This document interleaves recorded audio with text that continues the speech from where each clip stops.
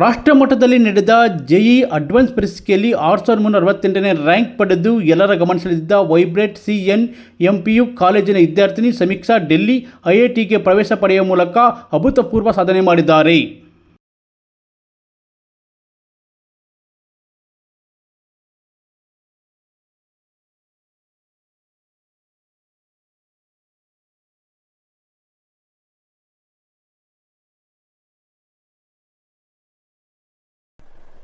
ಶಿಕ್ಷಕರುಗಳೇ ಕಟ್ಟಿರುವಂತಹ vibrant ಮೂಡುಬಿದಿರೆಯ ಅಂಗಸಂಸ್ಥೆ ಆಗಿರುವಂತಹ CNM vibrant ಪದವಿ ಪೂರ್ವ ಕಾಲೇಜು ಮೈಸೂರು ಇಲ್ಲಿನ ವಿದ್ಯಾರ್ಥಿನಿ ಕುಮಾರಿ ಸಮೀಕ್ಷಾ ಅವರು JEE ಅಡ್ವಾನ್ಸ್ನಲ್ಲಿ ಅತ್ಯಧಿಕ ರ್ಯಾಂಕನ್ನು ಪಡೆದು ದೆಹಲಿಯ IIT ಇಂಜಿನಿಯರಿಂಗ್ ಕಾಲೇಜಿಗೆ ಆಯ್ಕೆಯಾಗಿರುತ್ತಾಳೆ.